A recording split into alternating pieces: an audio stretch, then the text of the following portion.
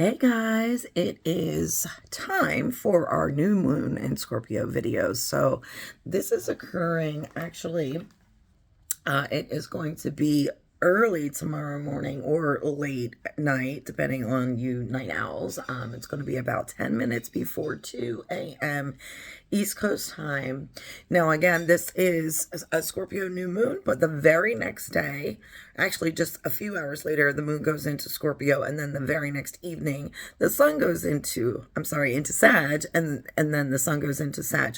So this is kind of wrapping up Scorpio energy, but it's very intense considering that there are only one aspect in earth, only 3 in air, only 5 in fire, 18 in water. Okay, but this is mostly, if you look at this chart, it's mostly positive energy. This is cooperative. We do actually have Mercury just went retrograde from Sag right back into Scorpio, so that's adding a little bit to this as well. So the planets, and these are the inner planets mostly, that are in Scorpio are the Sun, Moon, Mercury, and Venus. Now, there are no aspects to Venus, but just kind of adding into that emotional, kind of dark, mysterious, feminine nature. Mars is still in Sag, so that's going to give us that fire that we need. But then we talked about this before, grand water trine energy with this, all right? So that grand trines are positive energy. So we're going to work with that, okay? Now, of course, the parts of the body I want to mention that you need to take extra care of, the parts of the body related to Scorpio, which are basically your genitals region, ovaries, testes, rectum, anus, basically your reproductive organs, or, the place where we rid ourselves of, the things that are only supposed to be temporarily in our body, right? So just extra precaution in those areas, protect them. Again, this is overall a great chart. It's heavily weighted in water emotions, but mostly positive emotion we're working with here, okay? Now, still got all these planets in retrograde. These are, besides Mercury just going into retrograde, will be retrograde until around the 29th. We have those outer planets, Jupiter, Saturn, Uranus, and Neptune, all in retrograde. Chiron is still retrograde in Aries as well. All right, so let's get into this. So Mercury, Sun, and of course, Sun conjunct Moon, and also conjunct Mercury. Sun is always conjunct the Moon in a new moon. They are both conjunct Mercury, so again, Mercury retrograde from Sagittarius. We're going back over old ground to fix it. Again, with the 18 water transits, this is very like Scorpio emotional stuff that we're going back over to rehash. There also Mercury retrograde always causes little communication and technological challenges. So going back over again, maybe there was some miscommunication around these themes. We need to go back and rectify that. So then again, the Sun, Moon, Mercury, Venus, and Lilith actually are all in Scorpio. So there is no hiding anything under this energy. This is Scorpio energy. Hidden feelings and emotions and secrets come out to light. Dark, mysterious, sexy energy with Scorpio and Lilith. This is dark feminine energy, but this is all for goods. My Wicked fans, think about Wicked for good, right? That is where we're going with this energy. So now with the Sun conjunct Mercury, we're revisiting that communication or disruption of such communication in these Scorpion themes. All right. Now we have the Sun, trine Jupiter in Cancer. So this is going to lend to positivity, wisdom, and with faith, all things are possible, especially in areas of learning, traveling, and there is an opportunity for expansion in here. There is also a trine with the Sun and Saturn. The keywords here are reliable, again, wisdom, patience, dependable, respectable, calm energy. All right, that's how we're going to get things done. There is an opposition from the Sun and Uranus being in Taurus. So this is, again, that tug of war between ourselves and the expectations of others.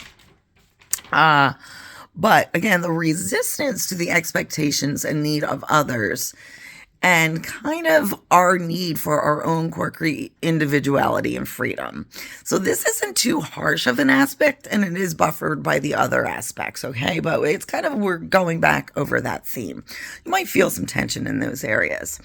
Now, it is trine with Neptune, which is going to lend to creativity, compassion, spiritual openness, okay? Charming and graceful, magnetic energy.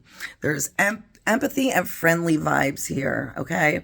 There is also a sextile with Pluto, Sun and Pluto, so this is going to lend to quiet intelligence. Purpose and power are highlighted here. Resiliency, leadership qualities, regeneration and transformation themes, and also survival after setback and loss. All right. So if you feel like that is you, like you've been struggling, like had some setbacks or some losses, you've really got some great energy to give you that resilience and that survival ability. And that's what's buoying you forward. All right. So now the moon, again, is conjunct Mercury. So we want to guard against gossip under this energy. But again, we're going back over those themes of emotional expression, clarity, and intelligence. All right. This is part of our water trine here, guys. So there's a trine with Jupiter, optimism, joy, trustworthy energy, and success in legal matters is highlighted. Trine with Saturn, emotional maturity, loyalty, meaningful relationships, and traditions are highlighted. All right. So this is where we really want to focus on those good, positive vibes and emotions, right? With our loved ones, with the people that matter the most to us. All right. So again, opposition with Uranus. So again, that desire for closeness versus our freedom is kind of at odds with each other. So the way to get over that or to work with that the best is to just embrace our own personal quirks and uniqueness while also honoring others' individuality and, right to also show off their quirks and weirdness. Okay. Now, again, this water trine energy, moon trine Neptune, is leading to creative healing and spiritual energy, compassionate and quiet support of others. All right. So we are really finding our best, nurturing emotional selves to help support others at this time. And then there is a sextile with Pluto. So this is going to, again, enforce and lend to deep emotional bonds, intense feelings, but also calm and graceful expression of those. Now, again, our little Mercury is in retrograde, and this is trine Jupiter. So this is, again, an opportunity to go back over the themes of travel, learning, writing, work out any confusion, and also revise projects related to these themes. And really some emotional connections that may be unclear or maybe a little confusion. So this is also a chance to go back over that ground and to clarify and iron out anything that needs to be clarified. Then we've got our Mercury trine Saturn. So this energy really wants us all to slow down and get back into a steady and stable routine for the best results, especially on our career and work projects, guys. So especially, I know it's difficult leading up to the holidays. We're all starting to get excited and trying to cram a whole bunch of stuff in. It throws some of our routines off, but try not to let it do that too much so you don't lose track of the progress that you're making to wrap up this year. Mercury is opposite Uranus also, so try to dampen some of our intensity or disruptive communication styles to get valuable insights and perspectives across. we get excited, right? We get intense when we have things that we personally feel passionate about. But if we tamp that down just a little bit, don't get too in people's faces or disruptive and, to get your 2 cents in. You want to get those ideas across. So kind of slow down and do it in like a very respectful give and take kind of way. And then we have got Mercury trine Neptune as well. So this is going to lend to an understanding of abstract spiritual concepts, highlight. We don't want to overlook the practical and the details and the facts in that, though. So that is a little cautionary thing there. But we're definitely able to understand and communicate and explain these complex concepts. And then there's a sextile with Pluto. So we want to focus our use of emotional intelligence to articulate properly, to influence and inspire others. Again, so all of these trines and sextiles are cooperating, working together, so we can really kind of get this done. Excuse me. So now I did mention there is no aspects to Venus or Mars in this chart, but with Venus in Scorpio, it's adding to that creative, artistic, and emotional expression. And while Mars in Sagittarius is just giving us the energy and the optimism needed to get things done. All right, so now we're getting into our retrogrades into Jupiter. Retrograde Jupiter is trine Saturn. So this is additional support for making the most of opportunities with the right timing, the right judgment, and we are being just bolstered and lifted up by that confidence and preparation. And then Jupiter is also trine Neptune, so this is highlighting careers in law, healing, and spirituality. All of that's going to get some extra support from our intuition, our empathy, and our compassion in order to help with bridge building. Okay. Now Saturn retrograde again.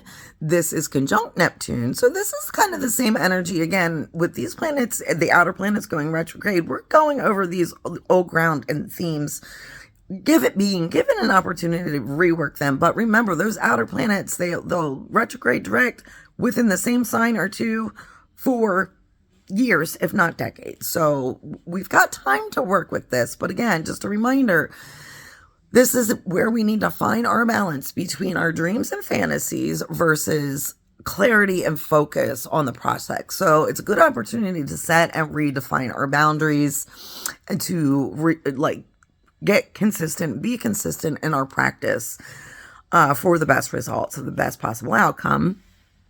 Now Uranus is retrograde and it is sextile Neptune. So again, we're going back over the themes of subtle transformation and defining and achieving a meaningful life. All right. We've been working towards and striving towards achieving this for quite a while. We might have missed a few things along the way. So we're going back and revisiting okay, this is what is purposeful and meaningful to me. And this is what I am working towards.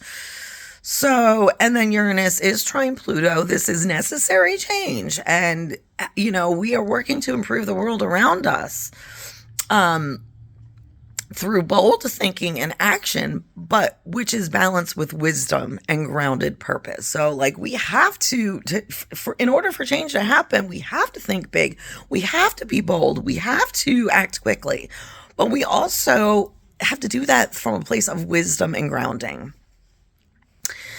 And then we've got Neptune, which is retrograde. Again, this is sextile Pluto, and we're, again, rehashing, reworking, keep working on these themes of growth and collective healing, personal growth and collective healing, right? And so really that's all I got. So I hope your takeaway from this, number one, is it's mostly good, right? This is positive. This is positive water. This is positive emotion, nurturing, cooperation, compassion. But we have to do the work. And because of all the retrogrades, we're being forced to go back over everything to make sure we get it right this time. So you can diffuse my Kindred Spirits, the Scorpio new moon blend. But since we're also so close to Sagittarius season and we are coming up on the traveling holidays, you can diffuse my travel lightly as well. Both will work. One is going to be help you, bring out and work more with your emotions, while the other one is going to give you a little bit more energy and creativity. Hey, diffuse both. Also, you guys remember, new moons is when you want to sage and clear out the old negative energy and set your intentions and goals for the upcoming cycle. So be sure to do that. Also, again, give yourself a little grace, give yourself some nurturing and compassion and self-care as well, because these moon cycles do tend to drain us. But till next time, guys, that's all I got. Bless be, namaste. Have a great rest of your week. Bye.